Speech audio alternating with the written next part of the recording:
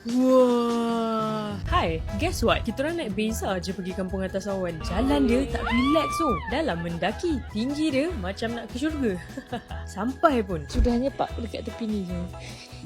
Tempat ni nama dia Kampung Sapit. Jauh jugalah nak kena jalan untuk ke Diramen. Kitanya nak stay dekat sana malamnya. Kita orang tengah sesat sebenarnya ni. Ha? Salah?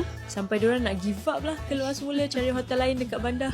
Diorang suruh I decide, I suruh patah balik. Nice. Tak ada. Dah sampai sini, kenalah tengok apa special tu. Tu dia, Diramen. Wah, nice tempat dia. Sini pun boleh camping juga. Bawa lah kemah sendiri. Jom tengok bilik dia pula.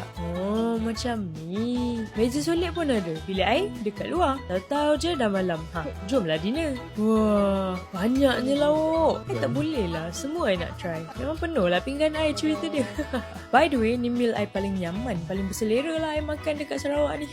Lepas tu kita pergi tidur. Pukul 6 terus bangun sebab nak tengok view sunrise. Wah, sumpah jatuh cinta.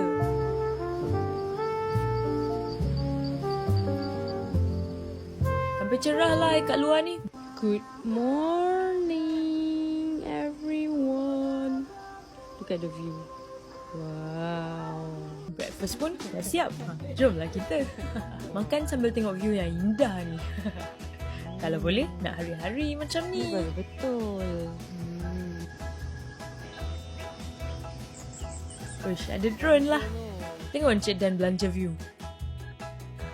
Uish, dia punya awan makin ke sini lah. Serius rasa tenang gila dekat atas ni. Minum pula teh O. Okey lah, now jom siap-siap pack apa semua and check out. Balik dah.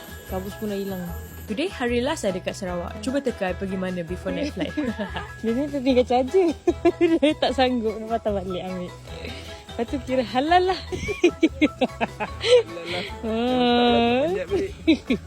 See you on my next video. Bye.